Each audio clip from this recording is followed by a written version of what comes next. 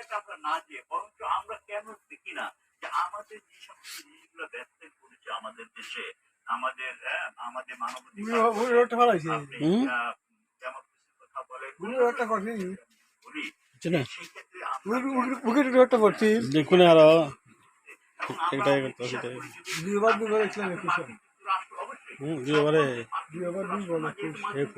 অনেক পৃথিবীর সবচেয়ে বেশি প্রথম তো করবো ওই সেই ক্ষেত্রে তার জায়গাটা যদি আমি তাকে মনে করি যে আমার প্রতিপক্ষ মার্কিন যুক্তরাষ্ট্র, আমি যদি মনে করি আমার আমি শেষ করে দিচ্ছি, তাহলে তো কিন্তু আমি প্রকাশ করে বাস করছি।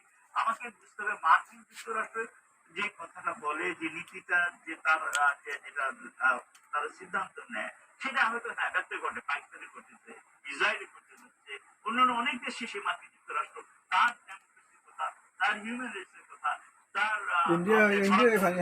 সেসব ক্ষেত্রে তারা ব্যক্ত ঘটেছে, তাদের আমরা ডিফারেন্ট চিত্র দেখতে পাচ্ছি। সেই বলে কি আমি শীতে এখন আমি মার্কিন যুক্তরাষ্ট্র সমান হয়ে গেলাম? মোটেও না।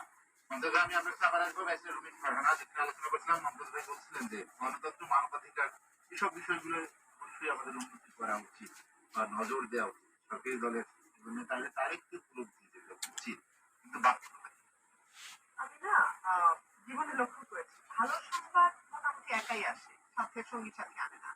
খারাপ সংবাদ বেশ কিছু সঙ্গীর সাথে জুটাই দিয়ে আসে। আজকে সকালে আজিজ সাহেবের একটা খারাপ সংবাদ এই সরকারের জন্য আসলো না।